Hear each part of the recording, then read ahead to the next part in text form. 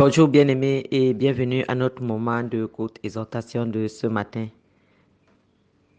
Éternel notre Dieu, béni sois-tu Seigneur, toi qui es le Dieu de notre vie, toi qui connais toutes choses, toi qui lis dans nos pensées et nos cœurs, toi qui ne nous juges pas parce que tu connais la motivation de notre cœur pour chaque acte que nous posons. Tu ne nous condamnes pas comme les autres peuvent nous condamner parce qu'ils ne savent pas.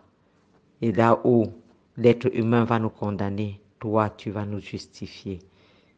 Et toi, tu vas nous apaiser. Et toi, tu vas nous pardonner. Et toi, tu vas nous montrer beaucoup d'amour. Et tu vas encore nous aimer davantage. À qui d'autre irions-nous, Seigneur Jésus? À qui d'autre irions-nous? Ce matin, ton cœur est encore tout tourné vers le nôtre pour nous faire du bien. Béni sois-tu, Seigneur Jésus. Cher Saint-Esprit, éclaire-nous encore dans la parole. Viens et enseigne-nous encore ce matin.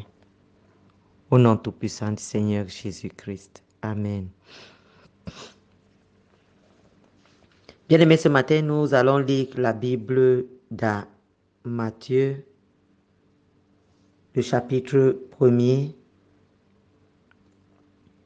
et le verset 20 est celui-là qui est l'objet de notre exhortation.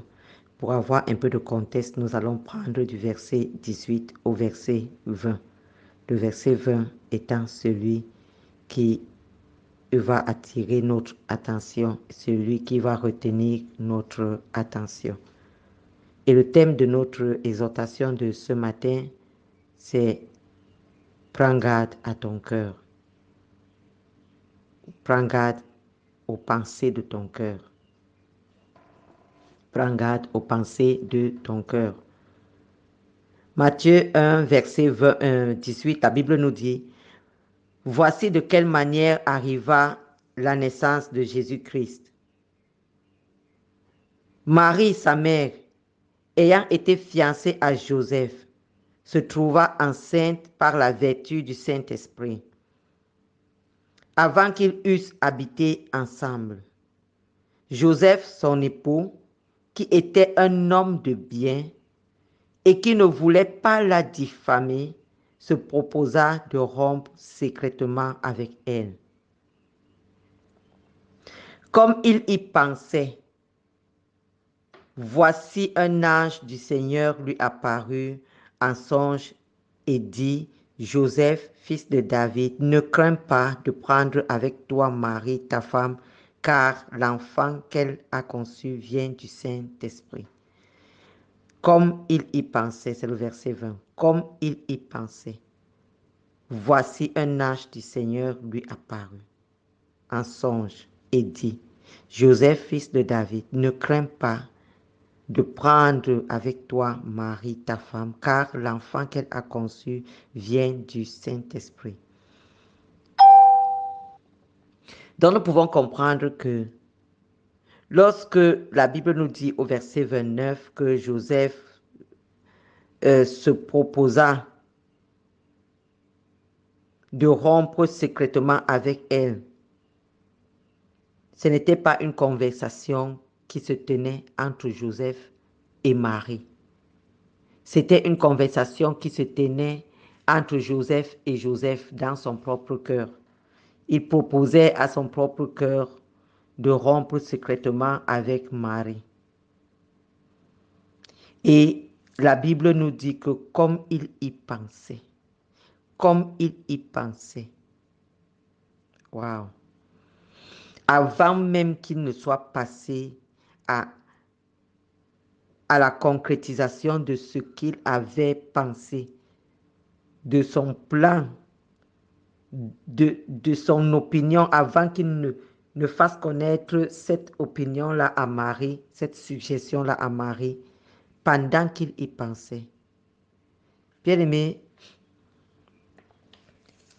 faisons attention parce que nous ne savons pas généralement jusqu'où peuvent porter nos pensées. La vie, je ne le dirai jamais assez, est spirituelle. Et le monde spirituel dans lequel nous évoluons, nous y évoluons d'abord par la pensée. Notre pensée vient commander les réalités spirituelles dans lesquelles nous avons décidé de vivre. Donc lorsque tu es seul, surtout ne laisse pas tes pensées divaguer. Parce que quand tes pensées commencent à divaguer, alors tu peux être seul, couché dans ton lit, dans ta chambre et être en train de faire beaucoup d'infamie. C'est pour cela que le Seigneur Jésus pouvait dire que lorsqu'une personne, lorsqu'un homme regarde une femme avec l'intention, en la convoitant, donc dans sa tête, il se passe des images, il a des pensées vis-à-vis de cette femme-là. Le Seigneur Jésus dit que, en vérité, il a déjà commis adultère avec elle. Donc, lorsque tu es seul et que ton frère ne t'énerve et que tu décides dans ton cœur, tu imagines simplement que, oh, s'il mourait, tu l'as déjà tué. Tu marches, mais pour Dieu, tu es un criminel. Regardons encore. Lorsque le Seigneur a demandé à Abraham de lui offrir Isaac, son fils, son unique, celui qu'il aime, le Seigneur a spécifié qui il voulait. Mais Isaac n'a pas été finalement offert. Le Seigneur l'a substitué à un bélier qui était retenu par les cornes.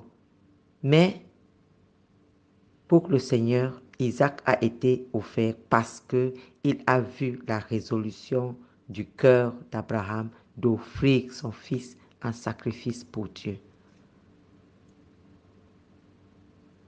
Et nous avons vu toute la série de bénédictions qui s'en est suivie et dont nous sommes aujourd'hui héritiers et porteurs. Bien aimé, la Bible nous dit ceci. Dans Proverbe 4 au verset 23, commençons par là. Dans Proverbe 4 au verset 23, la Bible nous dit que garde ton cœur plus que toute autre chose, car de lui viennent les sources de la vie. Garde ton cœur, fais attention à ton cœur, fais attention aux pensées qui montent dans ton cœur, réprime toutes les pensées qui sont méchantes et mauvaises. Ne reste pas calme et tu commences à régresser sur le plan spirituel, à rétrograder, alors que tu n'es même pas en train d'agir, mais dans ton cœur, tu laisses les pensées se bousculer et des mauvaises pensées. Ne pense pas du mal. Ne pense pas à faire du mal. C'est pour cela qu'on dit que la bouche ne parle que de l'abondance du cœur. Bien aimé, lorsqu'on a des choses dans le cœur, on finit par les sortir. On a beau veiller à notre bouche va dire exactement ce que nous avons pensé dans notre cœur. Lorsqu'on a pensé mentir, lorsqu'on est dans la situation, alors même que rien ne nous pousse à mentir, alors même que rien ne nous oblige à mentir, alors même qu'on n'a pas besoin de dire un mensonge, mais parce qu'on avait déjà pensé cela, c'est ce mensonge-là qui va sortir de notre bouche. Bien-aimés, faisons attention à ce que nous pensons dans notre cœur. N'ayons pas peur de nous parler à nous-mêmes et de réprimander toutes les pensées qui sont mauvaises et de les réprimer également. Nous avons le droit de dire à nous-mêmes, en nous parlant à nous-mêmes, en disant arrière de moi, Satan. Parce que les pensées qui sont mauvaises dans ton cœur ne sont pas des pensées qui viennent de Dieu. C'est des pensées qui te sont suggérées par l'ennemi. Bien-aimé, dans Proverbe 23, au verset 6, la Bible dit « Ne mange pas le pain de celui dont le regard est malveillant et ne convoite pas ses friandises, mais écoutons le verset 7 de Proverbe 23. Le verset 7 dit, « Car il est tel que sont les pensées de son âme. Mange et bois, te dira-t-il, mais son cœur n'est point avec toi. » Waouh! Il est tel que sont les pensées de son âme. Bien-aimé, tu es tel que sont les pensées de ton cœur. Tu es une bonne personne parce que dans ton cœur, il n'y a que des pensées d'amour, il n'y a que des pensées de bien pour ceux qui sont autour de toi. Mais tu es une méchante personne, même si tu appelles les gens par tous les jolis petits noms et les femmes au Cameroun sont spécialistes. Ma copine, ma chérie, mon ami, mon fils, nous avons tout un grand... euh, euh, nous avons un orthographe, un vocabulaire, je veux dire, très varié dans ce type de flatterie-là. Nous sommes tout le temps en train de dire quelque chose de bien et des fois, nous pensons tout juste le contraire. Et faisons donc attention parce que tu es une mauvaise personne, pas parce que tu dis des bonnes paroles, mais parce que ton cœur n'est pas bon, ton cœur est méchant, ton cœur est mauvais. Car il est tel que sont les pensées de dans son âme. Proverbe 23, verset 7. Mange et bois, te dira-t-il, mais son cœur n'est point avec toi. Ces personnes-là, lorsque tu sonnes chez elles, elles t'ouvrent dans leur cœur, c'est qu'est-ce que celle-ci est encore venue chercher ici. Et dans leur bouche, oh ma chérie, comment tu vas? Ah, ça me fait plaisir de te voir. Et dans son cœur, c'est cette mendiante, elle est encore venue ici aujourd'hui. Faisons attention parce que Dieu voit les pensées de notre cœur. Dieu les voit. Faisons attention. N'acceptons pas ce type de pensée dans notre cœur. Soyons des personnes intègres et fidèles et que notre fidélité soit vue par Dieu dans notre cœur. Oui, bien-aimé. Nous allons terminer en citant en citant Michal, la femme de David. Qu'est-ce qui s'est passé? Elle a regardé son mari qui dansait devant l'arche de l'Éternel et qui dansait vraiment. Il était engagé dans sa danse, il sautait, il soulevait les pieds. On pouvait voir le pan, on pouvait voir le pan de son caleçon pendant qu'il soulevait les pieds. Et c'était le roi David, le grand roi. Et c'est lui, l'homme selon le cœur de Dieu. Oui, et devant l'arche de l'Éternel, il était vraiment celui-là selon le cœur de Dieu. Il dansait de toutes ses forces pour l'Éternel. Et sa femme était comme au balcon de sa maison et elle regardait cela. La Bible nous dit, 2 Samuel 6 au verset 16, comme l'âge de l'Éternel entrait dans la cité de David, Michal, fille de Saül, regardait par la fenêtre et voyait le roi David sauter et danser devant l'âge, devant l'Éternel, sauter et danser devant l'Éternel. Et la Bible nous dit, elle le méprisa dans son cœur. C'était dans son cœur. Elle l'a méprisé dans son cœur. Elle n'a pas parlé, mais elle a regardé avec mépris ce qu'il était en train de faire. Elle a regardé avec mépris parce qu'elle ne pouvait pas comprendre comment un roi peut danser devant une hache, devant l'Éternel, au point de soulever les pieds, de sauter, au point où on pouvait voir ce qu'il portait à l'intérieur. Elle l'a méprisé. Mais le verset 23 du même chapitre 6 apporte le verdict.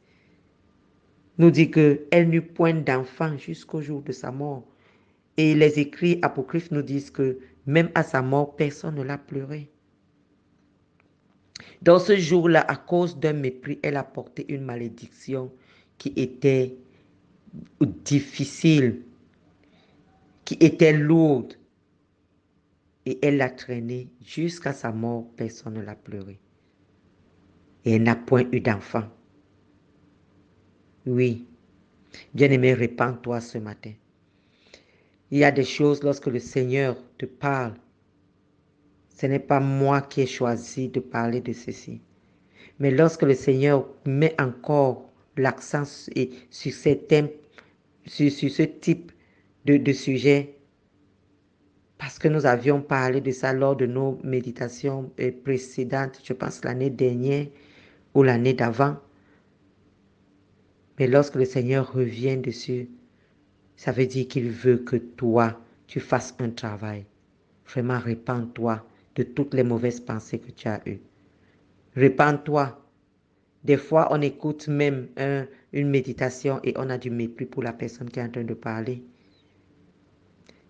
Et on est en train de pécher, on est en train d'attirer des malédictions dans sa vie. Combien de fois on a pensé des choses qui étaient mauvaises dans notre cœur vis-à-vis des gens. On n'a peut-être pas exprimé cela, mais c'est ce que nous avons pensé. Combien de fois nous avons voulu voir certaines personnes mortes? Combien de fois nous avons voulu voir certaines personnes perdre leur emploi? Combien de fois nous avons voulu voir certains foyers se disloquer juste parce qu'on les jalouse? Combien de fois nous avons voulu voir l'enfant du voisin mourir parce qu'il est plus intelligent que le nôtre? Combien de fois nous avons pensé tellement de mauvaises choses dans notre cœur?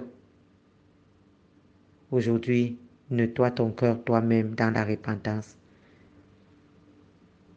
et garde-le pur devant Dieu. C'était Maman Suzanne ce matin. Tu es abondamment bénie. Shalom, shalom.